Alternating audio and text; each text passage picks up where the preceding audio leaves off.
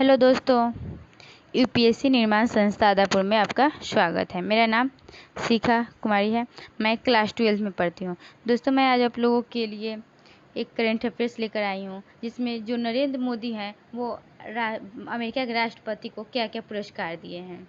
तो हम देखते हैं कि जो वर्तमान समय में जो प्रधानमंत्री हैं भारत के, वो क्या क्या पुरस्कार दिए हैं। यहाँ के प्रधानमंत्री हैं, इसके भारत हो गया, ये हमारे भारत के प्रधानमंत्री हो गए नरेंद्र मोदी।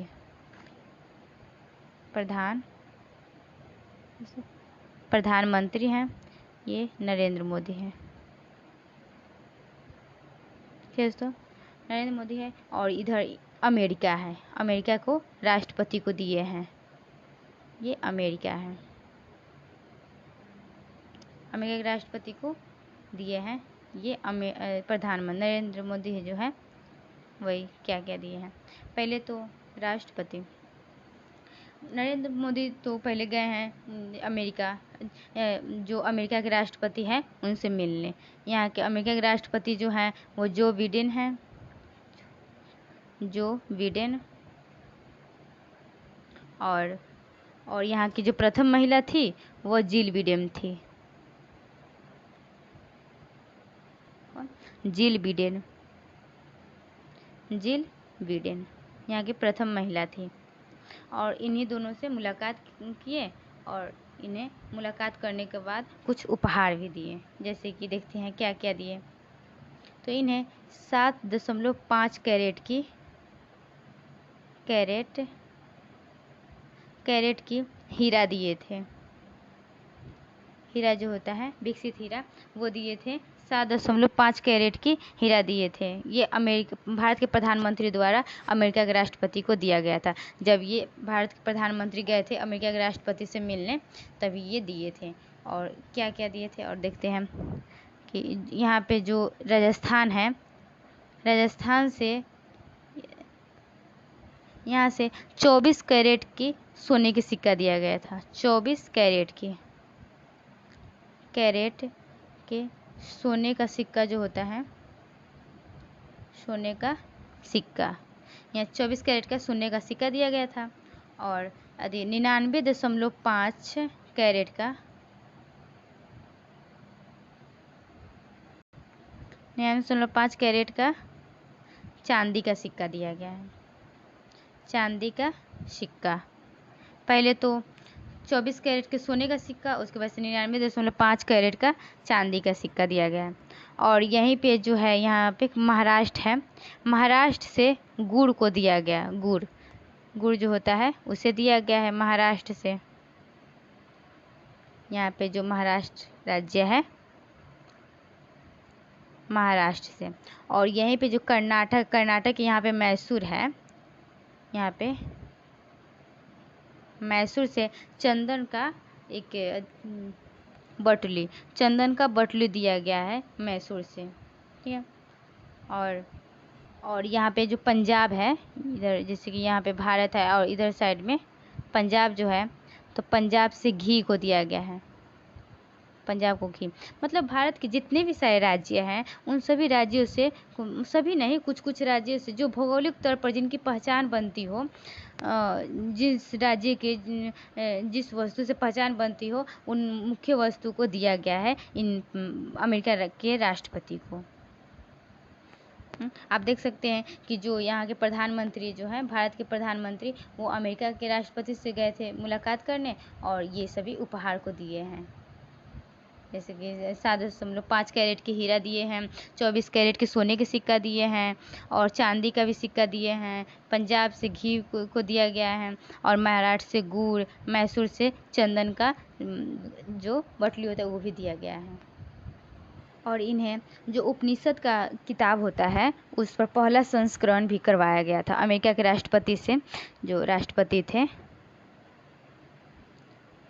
अमेरिका के जो राष्ट्रपति थे, उनसे न जो भारत के प्रधानमंत्री हैं, वो भारत के प्रधानमंत्री इनसे एक उपनिषद का जो किताब होता है उस पर भी पहला संस्करण कराए थे। इस किताब का नाम क्या था? तो द 10 प्रिंसिपल था। द 10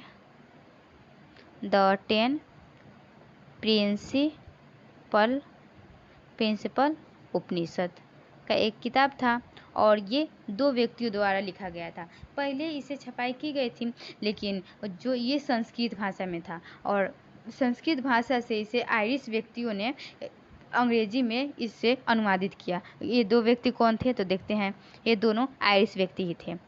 एक तो थे ये श्री पुरोहित स्वामी थे, श्री पुरोहित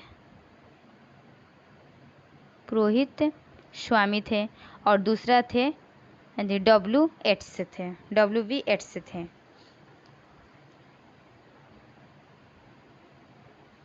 W.V. एट्स, ठीक है दोस्तों। W.V. एट्स, इन 2 व्यक्तियों द्वारा इस किताब को, उपनिषद को आयरिश भाषा में लिखा गया था। इसे इसलिए आयरिश भाषा में लिखा गया ताकि आम जनता भी इसे पढ़ सके। इंग्लिश में लिखा गया था ताकि इसे आम जनता भी पढ़ सके, और जो संस्कृत भाषा था तो उसे उतना ज़्यादा जनता नहीं पढ़ पा रहे थे, लोगों उतना पढ़ नहीं पाते थे, इसलिए इसे, और अंग्रेज में मतलब इंग्लैंड में ज़्यादा था, चाहे अमेरिका जैसे में देश में, तो वहाँ पे तो ज़्यादा अंग्रेज की अथी है, वैल्यू है, तो इसलिए वहाँ पे संस्कृत भाषा नहीं पढ़ा जा सकता था, इसलिए इसे आयरिश भाषा में इसे लिखने की कोशिश की गई और लिखाया भी गया। और कौन कौन लिखा, तो श्री पुरोहित स्वामी और W.V. एट्स द्वारा ये किताबें को फिर से अनुवादित की गई थी। ये किताब कौन था, द 10 प्रिंसिपल उपनिषद थे। देखिए दोस्तों, जो हिंदू धर्म ग्रंथों थे उसे 2 श्रेणियों में बांटा गया था। हिंदू धर्म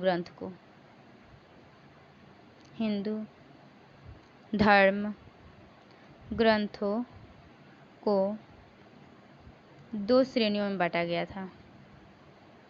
2 श्रेणियों में बांटा गया था। पहला तो था श्रुति, पहला था श्रुति,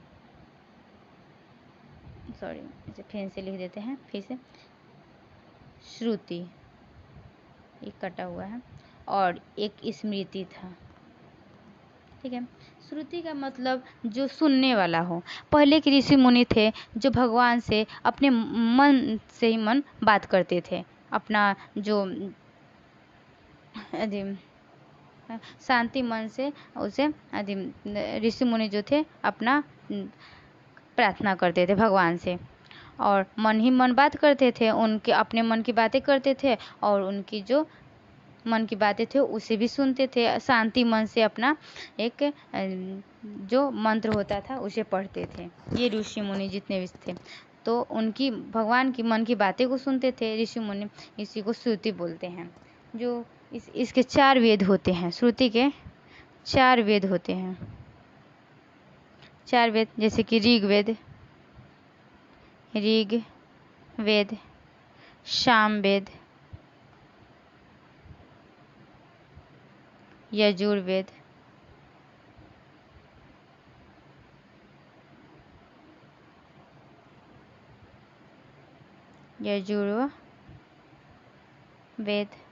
और अथर्ववेद।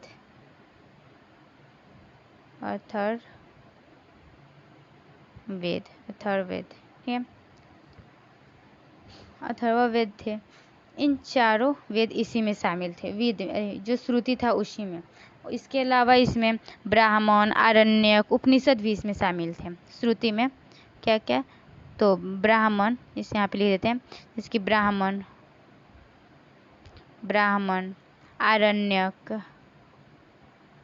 आरण्यक और उपनिषद, ये भी इस श्रुति में शामिल थे।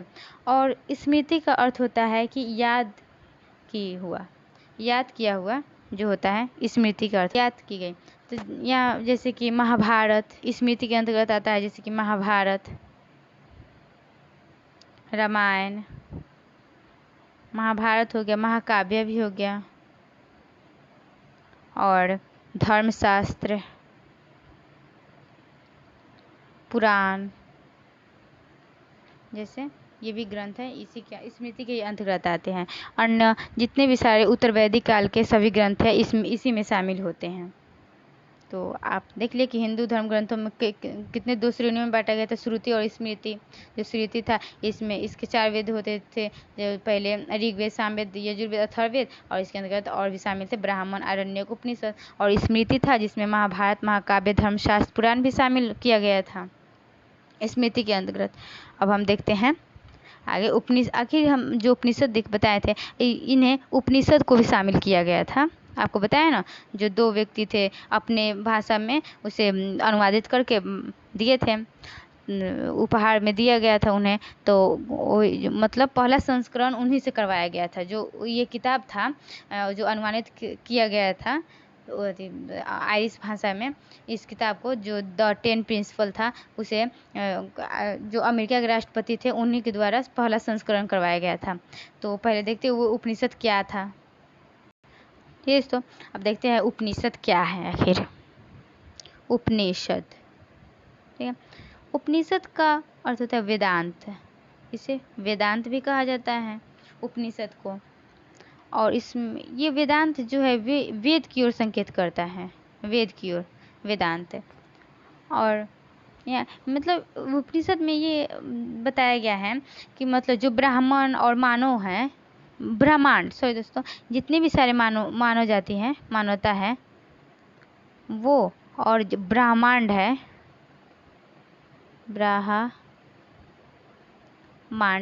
ब्रह्मांड और मानवता में के बीच मानवता के बीच संबंध के बारे में हम अनुमान लगाते हैं। जो ब्रह्मांड और मानवता के बीच संबंध के बारे में अनुमान लगाते हैं, किसकी वजह से? ये उपनिषद में ही ये दिखाया गया है। ये उपनिषद देख सकते हैं। जो उपनिषद है उसको वेदांत भी कहा जाता है, और ये जो है वेद की ओर संकेत करता है उपनिषद। और उपनिषद में ये कहा गया कि जो ब्रह्मांड और मानवता है उनके बीच के संबंध के बारे में अनुमानित किया गया है। ठीक है, तो अब हम देखते हैं। तो अगर हम आपको बताएं कि जो W.V. येट्स थे, वो जो संस्कृत भाषा में था उपनिषद, तो उसे आयरिश भाषा में उसे अनुवादित किए थे। तो आखिर उनके बारे में हम देख लेते हैं कि आखिर वो कौन व्यक्ति थे, वो कब तक हमारे भारत में आए थे, कब तक, मतलब वो कब से कब उस भाषा को लिखे थे। तो पहले तो देख जो विलियम, कौन थे ये? W.V. येट्स थे, W.V. येट्स। ठीक है दोस्तों, W.V. इसको इस तरह भी लिख सकते हैं, W.V. येट्स। मतलब क्या हुआ कि विलियम, इसका पूरा नाम हो गया William Butler Yeats. Yeats, William Butler Yeats इनका नाम हुआ। ये विलियम बटलर येट्स हैं, जो ये कब तक अपना शासनकाल चलाए थे? तो 1865 से 1939 तक ये रहे थे। ठीक है, और ये एक आयरिश कवि थे। जो विलियम बटलर येट्स थे, ये एक आयरिश कवि थे, आयरिश कवि थे। जो ये विलियम बटलर येट्स थे, ये एक आयरिश कवि थे। ये बहुत अच्छे कविता भी लिखते थे। इन्हें विश्व स्तर पर भी इन्हें पहचान की जाती है, इन अधिक विलियम बटलर येट्स को। ये अच्छे से अच्छे कविता जो होता था वो भी लिखते थे, और इन्हें इतने अच्छे कविता लिखते थे कि इन्हें ना 1923 में नोबेल पुरस्कार से सम्मानित किया गया था। नोबेल पुरस्कार भी इन्हें दिया गया था, इन विलियम बटलर येट्स को। तो ये आप देखें कि विलियम बटलर येट्स थे, ये आखिर कैसे व्यक्ति थे। और मतलब आपको तो पता चलेगा कि यह एक आयरिश कवि थे। तो दोस्तों, अभी हम आपको उपनिषद के बारे में बताए थे, तो हम पहले जान लेते हैं कि आखिर उपनिषद कितने थे। मुख्य उपनिषद जो थे वो पहले देखते कि 10 प्रमुख उपनिषद थे। 10 प्रमुख उपनिषद को हम जानते हैं। उपनिषद फिर देखते हैं कौन कौन सा है। जैसे कि ईशा हो गया, केना, कथा, मुंडक, मांडुक्य, तैत्तिरीय, ऐत्रेय, छांदोग्य, और बृहदारण्यक। बृहदारण्यक, बृहदारण्यक। ठीक है, तो ये 10 उपनिषद, जैसे कि 1 2 3 4 5 6 7 8 9 10। सॉरी दोस्तों, 1 मिनट। सॉरी दोस्तों, इसमें एक और उपनिषद छूट गया, जैसे कि प्रश्न है, ये भी इसी में है। ठीक है, 10 उपनिषद हैं। इसमें से जो छांदोग्य है, इसमें छांदोग्य उपनिषद में क्या कहा गया था कि जो इसमें आचरण की चर्चा की गई है। छांदोग्य में आचरण के बारे में चर्चा की गई है, आचरण की चर्चा की गई है। ये छांदोग्य उपनिषद है। ठीक है दोस्तों, आप लोग को ये कैसा लगा, ये जो आप लेके आए थे करंट अफेयर्स? तो आप तो देखे ना कि ये W.V. येट्स थे, इन्होंने ही जो उपनिषद था उसी को अनुवादित किए थे। और ये कब तक, यह एक आयरिश कवि थे। इन्हें 1923 में, सॉरी दोस्तों, ये 1923 हुआ। 1923 में इन्हें नोबेल पुरस्कार भी दिया गया था, इन विलियम बटलर येट्स को। और ये सबसे अच्छे व्यक्ति थे जो मतलब बुक को अपने आयरिश कवि, मतलब आयरिश भाषा में लिखे हुए थे। और आपको पता चलिएगा होगा कि जो भारत के प्रधानमंत्री है, क्या क्या उन्हें उपहार दिए थे। तो देखे थे कि जैसे चांदी के सिक्का, सोने के सिक्का, हीरा जैसे उपहार भी दिया गया था। जब उनसे मुलाकात करने गए थे तभी ये दिए थे। ठीक है, तो आज की क्लास आपको समझ में आ गया होगा। आप कमेंट बॉक्स में बताइएगा कि आज की क्लास कैसी लगी। तब तक के लिए हम मिलेंगे कल, तब तक के लिए धन्यवाद।